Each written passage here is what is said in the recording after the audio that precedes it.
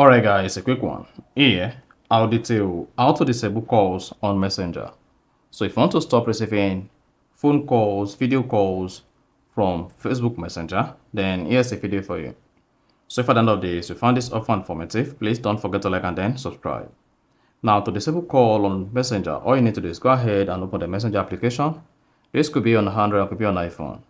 Once opened, locate the chat where you want to mute the call and click on it. Then locate the chat name, click on it.